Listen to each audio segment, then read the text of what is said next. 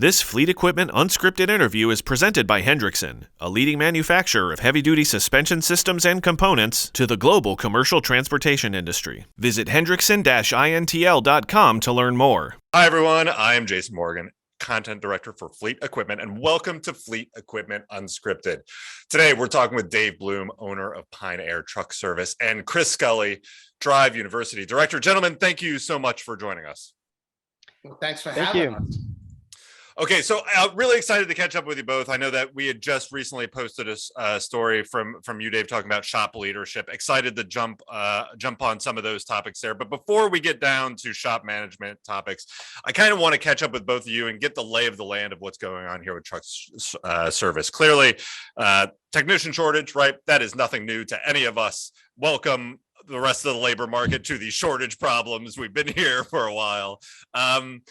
But what is new are some of those labor challenges and the market and the competition coming into the labor space. Dave, we'll start with you. What are you seeing on the ground there at the truck service level, just recruiting, retaining technicians? What's going on? What I'm honestly seeing are that there are two different trains of thoughts amongst the different shops. That there are shops that say there's a shortage and there's nothing we could do about it, and life is terrible, and we're all going to burn. And then there are other shops that go, we're going to find a solution to this, and we're going to figure it out. And we're going to just, we're going to step back. We're going to take the time to put some notes together. We're going to look outside our industry. We're going to do everything possible to get across and get to the spot where the technicians are. And those are shops that are doing well, and they're doing okay. Right. Let me guess, you fall into that latter camp. You're doing things. The world isn't burning. Everything's going great. It's really funny, but, I have this, obviously, this is probably the hottest topic of conversation anywhere. And I speak to a lot of other truck repair shops on a regular basis. But in 35 years plus of being in business, there's never been a time where we would sit together and go, it's amazing. They're all flooding into the shop. We don't know what to do with all these great technicians. There's never been a time when it's like that. So I don't understand why all of a sudden everybody says, this is amazing. We have no technicians. We've always dealt with this, right? Right. So my solution to it, well, one of my solutions to it is maybe you got to stop talking to the truck repair shops that say they can't get good technicians and start talking to the ones that say they can get good technicians, what they're doing with it, and also go outside of our industry. Our industry is archaic in so many ways. Look at what other people are doing to get people. There are people out there. All right. Oh, and I'm gonna follow up with you on that note, because I think it's a great point. But I did want to give Chris a chance here. On the drive side, what are you experiencing and hearing from the shops you work with? Well, it's exactly what Dave said. It typically the difference between shops that are successfully bringing on new technicians and the shops that are struggling with it is the owner's attitude about it. If the owner has the point of view that, okay, I need a technician, I'm just going to go get one, and they put in the work to get a good technician, they get a good technician. The owners that think it's hard or think there's nobody out there that's good enough or whatever, or it's hard to hire, whatever the concerns are, those are the ones that are struggling with hiring. And it's always been the case that the owner's attitude dramatically affects recruitment success, because recruiting is a marketing and sales activity. So you need to make the shop attractive to potential techs. And where that starts is with the owner, and it's a leadership problem. And that's what we see, is that the shop owners that are successfully recruiting just don't consider it to be a problem. Really what it comes down to is looking at what other people are using as successful actions and adapting them to your situation. Okay, so look outside your industry if you have to, and adapt. And the apprentice program that we put together is probably the biggest piece of our solution for finding technicians. Okay, and I'll tell you real briefly, because this story involves Chris Scully.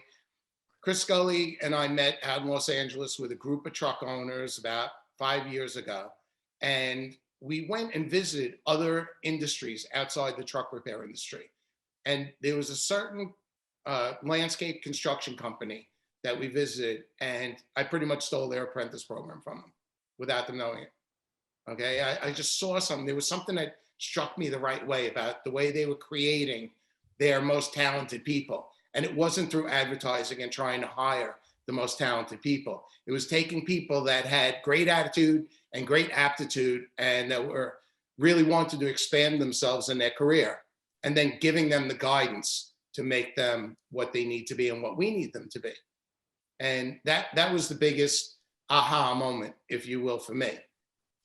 And I can get into it a little bit more if you want me to, but No, yeah, I mean, I do have a quick follow up on that. So, I mean, you mentioned, first of all, are there any big standout bullet points for like how you find those people, like how you recognize and find that people, and then what are some of those leadership notes for them and that enable them to grow? I say simplify your marketing and stop making so many demands that a good person might look at your demands and say, I don't know if I qualify for that. I'm not going to reach out to these people. Okay, so if you write an ad where you must have 10 years of experience, you must have this tool, you must have this license, I think I'm a really good employee, and I read that and I say, wow, man, that's kind of scary. So we simplify it down to, hey, if you could change your own oil in your driveway, we want to talk to you.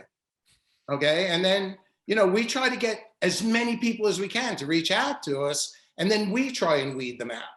And then we have a program that we put together to take somebody and actually give them a chance, a 2-day trial basis, come into the shop and prove that you're the type of person that we want to dedicate ourselves to training, and that you're the type of person that wants to dedicate themselves to making this a career. And if those two match, then from there, we have a program, an apprenticeship program, and we are at the stage in our shop where we strictly build our own technicians. And it's working. Right. No, I mean, but, the counterpoint or even just looking down the barrel of that, like that is a lot of heavy upfront lifting, as far as the onboarding process and getting someone up to speed and understanding their capabilities and then growing that, but that's a clear reality because, this isn't people aren't plug and play. You're not just putting someone in and they're just a superstar. You got to, even if they have the skills, you got to train them the way you do things. Exactly. And that's the problem with hiring somebody that has experience, because they do it their way. And their way might not be the way that you communicate to your clients that you're doing it. Right. And that creates a problem. Okay. So now this person comes in and says, I've done it this way for 25 years. And you say, well, that's not the way we do it. And there's immediately a problem. The other problem is you bring in somebody with a ton of experience and you have these guys that have been with you for a while. And now you try and plug them in and other people start looking at you, where does he fit in, he or she fit into what we're doing here? And it creates problems. And if you create systems where, I'm gonna tell you my secret. What we basically do is anybody that comes in and works for us, once we qualify them and we think, okay, we qualify them basically by the people in the shop telling me that this is somebody that we're okay, that we want to work with. I will never hire another person unless the people in my shop say, this is somebody that we want to work with. And the only way to know that is bring them in for a couple of days, pay them for a couple of days, and then go to the people in the shop and go, what do you guys think? Oh, I don't know. I got to lock my tools around this guy. I don't know. He's sly. He's a pig. He leaves stuff all over the place. I won't hire him. I won't hire him. Okay. And you might have to go through a bunch of people. And some people don't make it till lunchtime. Okay. But that's the way we do it. So once we get them to that point, now we hire them. Okay. And we assign them to one of our technicians that's qualified, that does things the way that we want them done. And we only deal with that technician. We don't deal with the apprentice. But that technician gets credit for all the production that the two of them do together.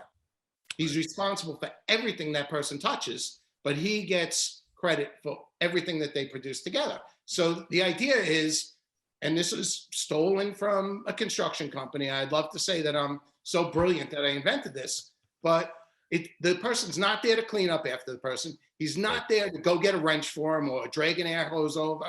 He's there to work as a team with that person to accomplish those jobs that that technician has set up to do. Right. And right. we have proven it through tracking the production of technicians when we assigned an apprentice to them. Okay, and we've done the math, and it's real simple. It makes a good technician more productive when he works with somebody. That person is learning not just how to change oil, okay? Because that's what happens with a lot of people. And that's where we get a lot of these guys from. Right. They go and work at a shop, and I interview them, and I go, why are you leaving there? And they go, all they have me doing is changing oil in trucks. And I go, well, that's a drag. Like, I wouldn't want to do that either. Right. You know, so. Right. No, I hear you. And then Chris, it sounds like you were on the front lines for seeing this kind of evolution and recruiting change and mentality over there. Any thoughts from your view as you saw this evolve? Well, I come from a background where in many other industries where they grow their own resources. So the concept has never been new to me. It was not new to me. And the thing that tends to run into resistance with a lot of shop owners is it takes a long time. It takes a long time for me to see any production out of these guys. But that turns out not to be true. In the real world, with the numbers that Dave's tracked, and he and I went over them a few times, here's what happens. You could take a technician who's billing 45, 50 hours a week by himself, and you give him an apprenticeship. And I'll let Dave tell the story the first time he did this. Everything we do is judged on a 40-hour work week.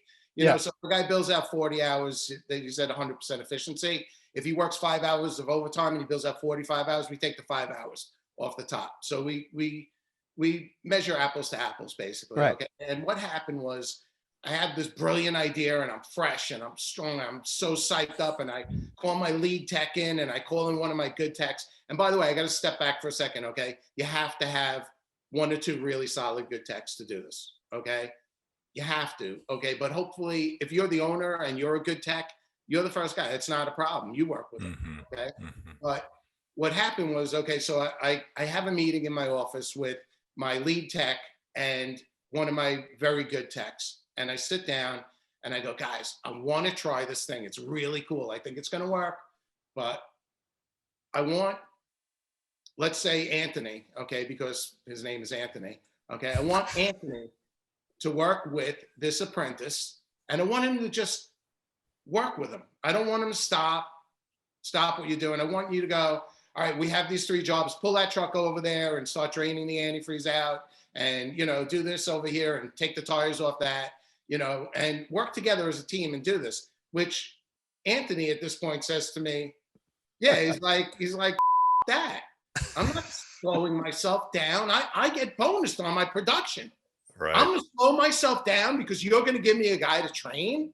I said, listen, Anthony, man, please, you got to play along. You got to play all in on this one. Okay. This is what we're going to do. I'm going to give you your maximum bonus for a couple of weeks if you play all in with me. Okay.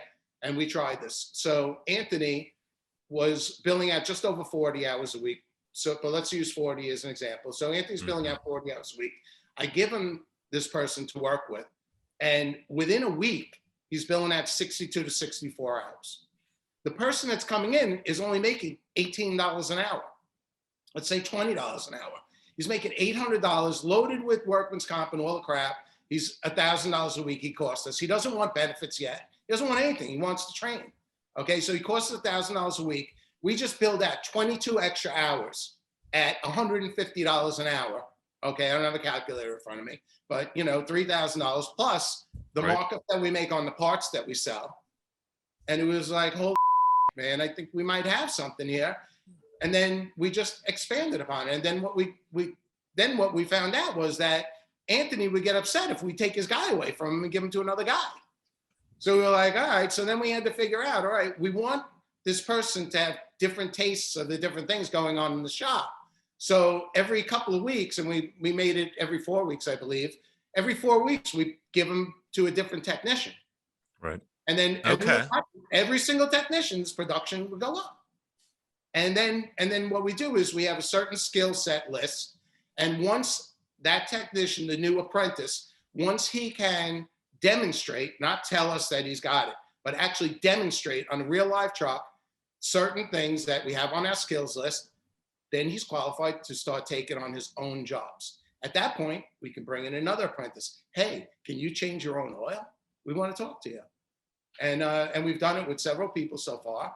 It builds loyalty because you're the one that's making a commitment to these people. It makes the technicians training them feel more part of the ownership of the company because he's doing something great for the company by building these people. It keeps the totem pole in line with the people coming in, pushing the people up, okay? Because everybody can't make the big money. You have to have that balance between the people that make the big money and the people that maybe make a little bit less money, okay? So you have to create a situation, we'll talk about retaining people, but you have to create situations with the more experienced technicians that they don't feel that this guy's gonna take their job.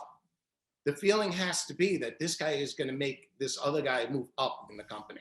And that's really what ties it all together and makes it work. Right. One thing that you pointed out here, Dave, that I think is interesting and builds off the leadership story that you wrote for us and we posted on the site. You talked a lot about how I or the reader could look at myself as a leader and take some lessons and grow from there. But one thing you pointed out here in this apprentice program is you like knighted one of your best technicians to go be that leader, right? Like you have to be the leader you are, but then you have to give the tools for the person it wasn't just training the newbie coming in and the technician, you were also training some of your best technicians to be better managers and work with the people and say, hey, you have the authority to basically go tell this person what to do and get them to work the way you work.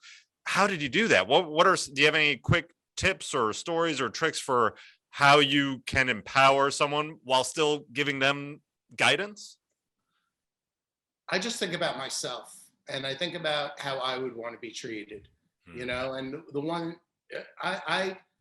we talk about people that jump around from job to job, and we talk about young people that jump around from job to job. I would jump around from job to job until I found the right place, you know, and one of the things that I want is to know that I can move up in a company, and one of the ways that I know that I'm moving up in the company is to be responsible for the people below me, you know? So I just never want to create a situation where somebody feels that they're in a dead end job.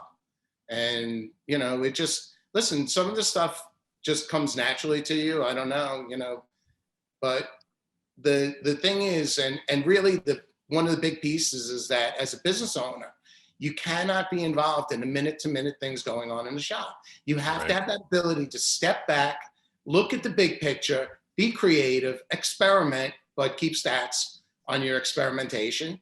And if you're not doing that, you're too involved in the minute to minute things going on, and you never have the opportunity to try these things and see if they work, you know? But it all comes back to, you know, to me, the two big things are, would I work for this company? Would I work for Aire Truck Service? And would I bring my truck there if I owned a truck? You know, and if I can answer both those questions really sincerely, then I think, you know, we're on the right track. Well, and I think you mentioned it earlier too. I mean, in your position as the owner, I mean, you put your money where your mouth was. You still paid, you know, your lead tech the rate he was going to get, right? Still going to pay everything. So you were making an investment there, and then, you know, he had to step up and kind of lead the next generation and teach them how to do it. Chris, you work with a lot of shops too. I mean, is this how do you recommend going about this? Do you have any kind of management growing employee tips that you can impart there? Yeah, there's a couple of things. One of them is trust. You've got to trust your people. And if you don't trust your people, then there's either a problem with the people you hired or there's a problem with you. I'm not sure what it is, but because that can vary from shop to shop, quite honestly. But there's that aspect of it. And the other one that I think is really important when it comes to retention is that when you do something like this, everyone on the team sees that you're willing to invest in your people. Mm-hmm. You know, the story Dave told, it really illustrates a couple of really important points. One, he was willing to invest in the apprentice, paying him while he's learning. And two, the investment in the technician to train him in terms of paying his bonus, guaranteeing that he was going to get his bonus no matter what for that first couple of weeks while they were trying it out. And Dave was willing to fail. Right. He wasn't sure it was going to work, but he was willing to try because he thought it was a good idea and it worked out. But if any one of those ingredients were missing, it probably wouldn't have worked. Right. And Right. there are a lot of opportunities out there for shops to find and work with young people who want to learn, who are interested in a career in automotive repair. Dave's program is working really well for him, but a lot of the tech schools would love to partner with a shop to do apprenticeships of their students.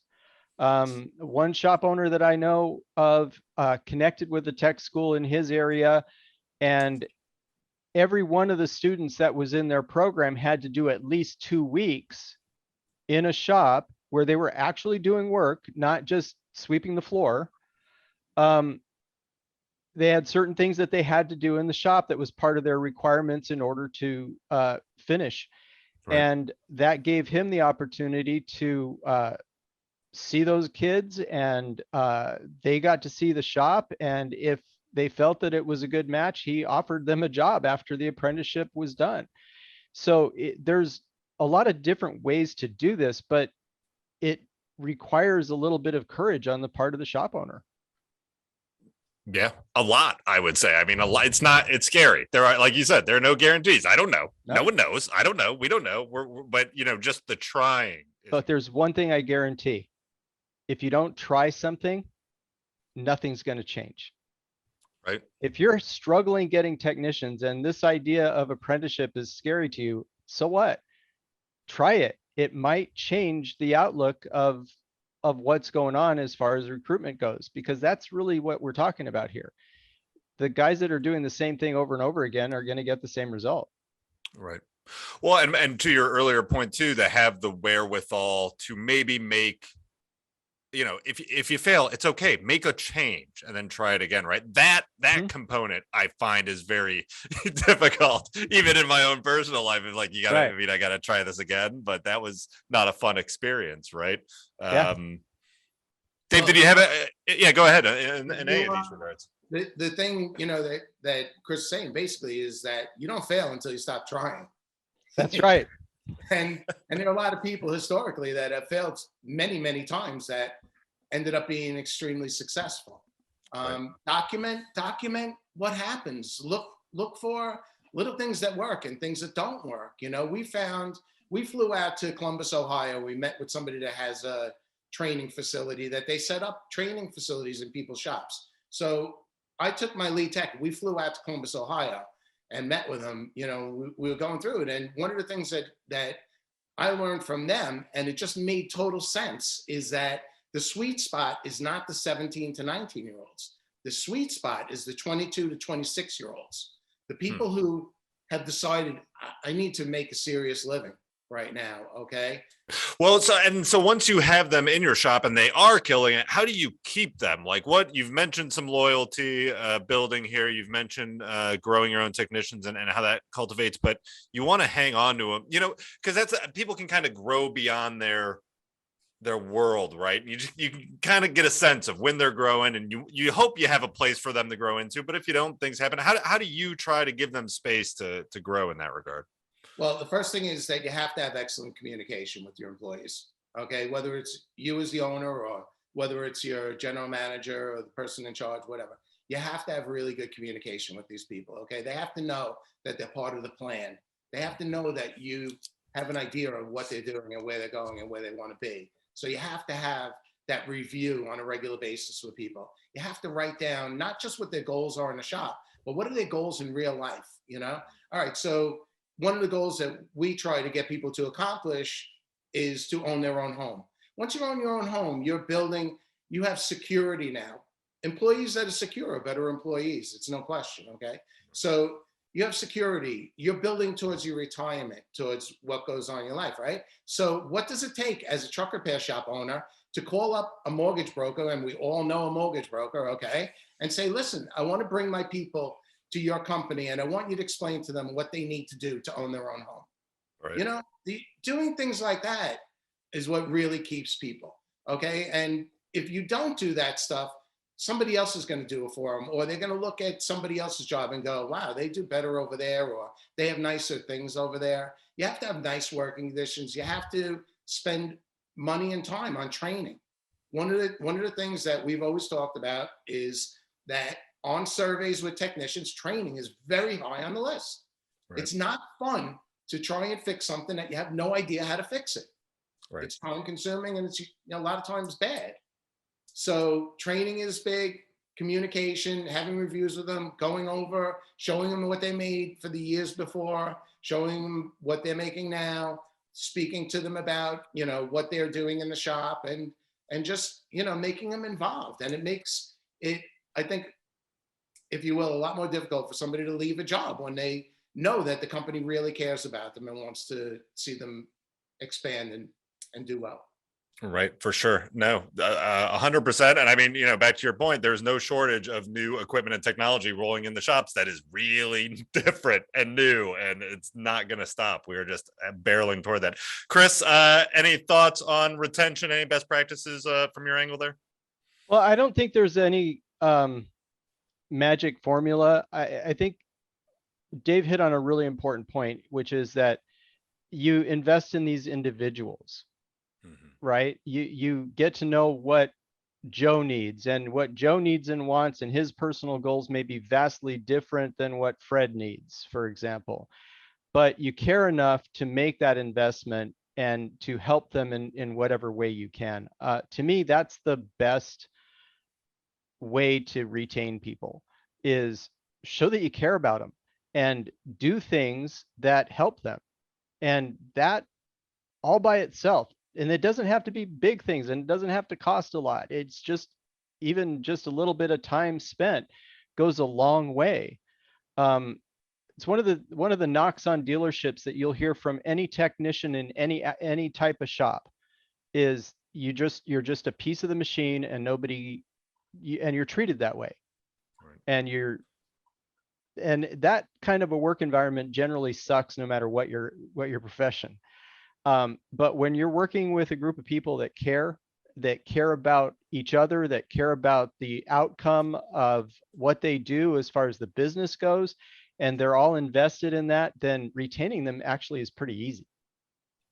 One of the other things is you have to create a situation where the people enjoy going to work. Mm-hmm. Can't be, oh my God, I can't believe I got to go there today. You're going to have those days. I mean, we're human, but you have to create a culture in the shop that the people enjoy being around each other, that there's a lightheartedness most of the time. Yeah, we work really hard and we produce really well, but we can still have fun doing it, and I think that's a big part of it, having weekly meetings is huge. Having weekly meetings is huge. It's like getting the whole family together, buy lunch. Of course, we have 11 people in our shop. It costs between $110. And we're expensive, where we live, but, just getting everybody together and discussing what's going on, not waiting until a catastrophe or something where you got to really beat people up over it, but just having that open communication and creating a good work environment. Right. For sure. Well, this has been a ton of fun for me. I mean, this is the reason that I come to work. This has been fantastic. You guys just put on a masterclass for management, I think. I mean, I got a ton out of it, and I'm not even running a truck shop. So I can't imagine what our fleet readers would get out, audience would get out of it too. I really appreciate you both taking the time out of your busy days to connect with us. And I'm sure I will be knocking on your door again soon. No problem. Thanks for having us. I hope so. Listen, it's a lot of fun, and I love watching your interviews, Jason. And and Chris and I know each other for a pretty long time. And it's just such a great subject. I could go hours on this, really. But I'm gonna put you to it. I'm gonna put. We're gonna set up another one. We're gonna do a follow up. Available. Whatever you want to talk about. You want to talk about truck repair, fishing, tequila, I'm ready. All of those. Yes. All of those. And that's what people really want to hear. And so I already have a million questions. Gentlemen, it's been a pleasure. I'll talk to you soon. All right. Thanks a lot. Thanks so much.